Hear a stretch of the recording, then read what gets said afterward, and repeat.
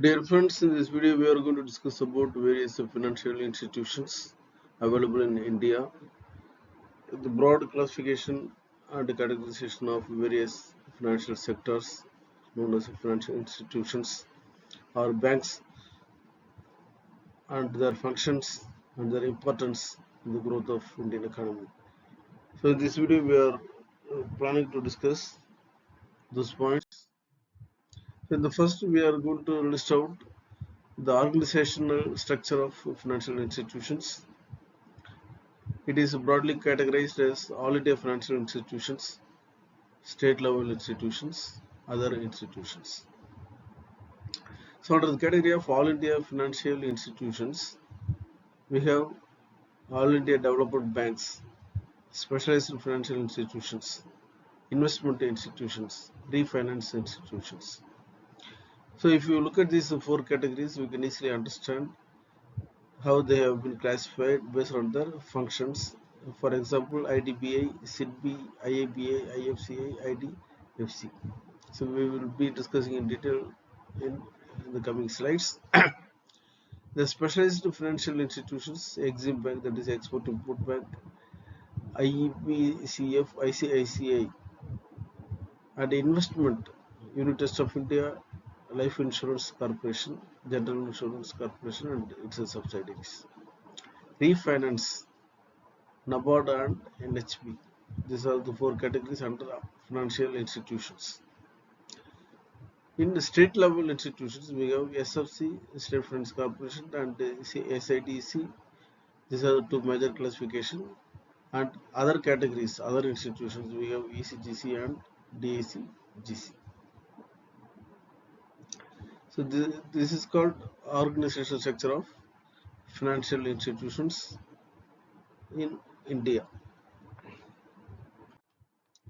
See, for example, we will see the list of commercial scheduled commercial banks, SCB. This is important point we got to understand. Scheduled commercial banks, that is, they are classified as public sector banks and private banks. In the public sector banks, well-known banks all will be classified as public sector, like State Bank of India, everyone knows, Bank of Baroda, including Vijaya Bank and Dana Bank, Bank of India, Bank of Maharashtra, Canara Bank, that includes the Syndicate Bank, Central Bank of India, Indian Bank, that is including Allahabad Bank, Indian Overseas Bank, Punjab National Bank, Punjab and Sindh Bank, Union Bank of India, and UCO Bank. These 12 banks are classified as public sector banks.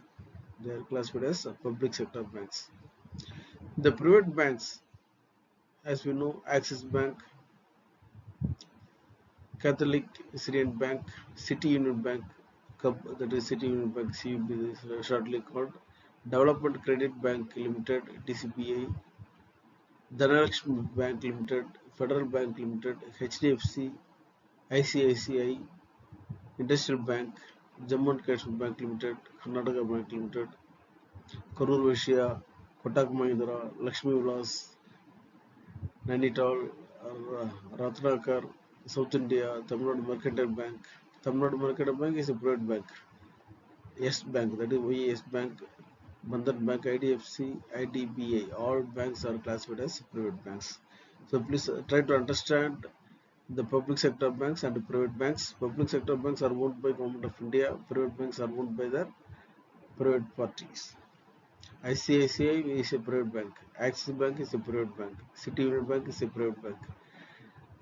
IDFC Bank, IDBA all are private bank. Karur Vysya Bank, it is a private. Whereas State Bank of India, Indian Bank, Indian Overseas Bank, UCO Bank, PNB, Union Bank of India, all will be classified as the public sector banks. So this is very important thing we have to understand when we are discussing about financial institutions, private and public sector banks. Like industries, we are also classifying the banks. Okay. See, other financial institutions, in the classification we have seen other financial institutions. A few examples I am going to give here. IFCI, that is Industrial Finance Corporation of India. that is called IFCI Bank. It is a statutory corporation.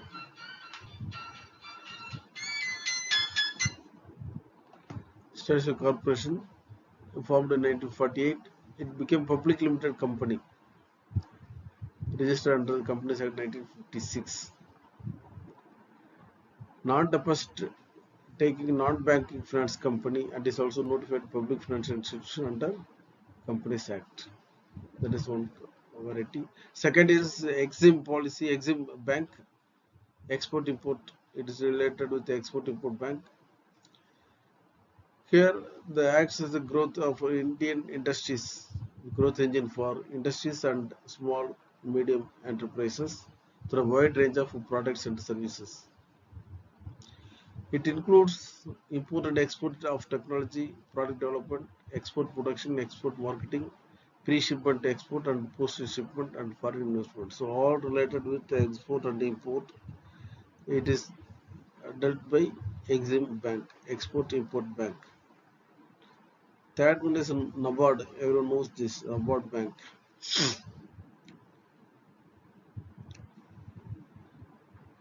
It came into existence in 1982. It is mainly concentrating on agriculture refinance and development corporation. In 1982, it was dedicated to the public by the then Prime Minister. It was set up with a 100 crores as the investment. Now fully it is owned by Government of India, NABARD Bank. Industry Development Bank of India, IDBI. It is also Reserve Bank of India, owned by Reserve Bank of India. Has been classified as a private sector bank for regulatory purpose by RBI with effect from 2019. IIBI, Industrial Investment Bank of India. It is a government and finance institution.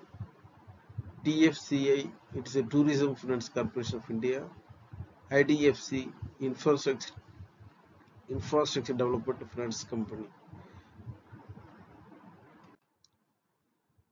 And in continuation with the other fixed term credit institutions, their main activities direct lending through fixed term loans and investments. Refinancing institutions. In the previous slide, we have been discussing about NABARD, that is National Bank for Agriculture and Rural Development. They will fund for refinancing related with non-bank institutions like NABARD, SIDBI, that is Small Industries Development Bank of India, and National Housing Bank. These are called non-bank institutions. For example, investment institutions. They invest their assets primarily in financial securities. For example, LIC, Life Insurance Corporation. Okay, these are the different types. Here are some major financial institutions in India. Reserve Bank of India, everyone knows that. RBI, it was established in 1935. It aims to organize the financial framework and promote economic stability in India. It is a regulatory body. All banks will be coming under the umbrella of RBI. We can classify the commercial banks into three categories. One, foreign banks, second one is private bank, third one is public sector bank. Those are discussions we had in the previous sectors, previous slides. This is another that is in continuation with other institutions. Securities and Exchange Board of India, that is SEBI. Insurance companies like LIC, JIC, General Insurance, Life Insurance, they are called insurance companies. Credit rating agencies, specialized financial institutions.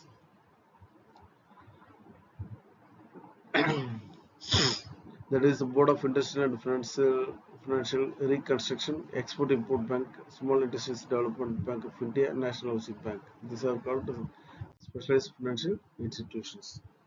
So put together, combine all the things. If we consolidate, we can have what are the roles of financial institutions. So the major roles are given here. Regulation of monetary supply. Monetary means money, cash. banking services, insurance services, capital formation, act as a government agent for economic growth, financing the small and medium scale enterprises, investment advice, pension fund services, trust fund services, investment advice. These are the roles of financial institutions. So in this video we have been discussing about various types of financial institutions and their importance and their functions. So with this we will conclude this. Thank you for watching this video. Thank you.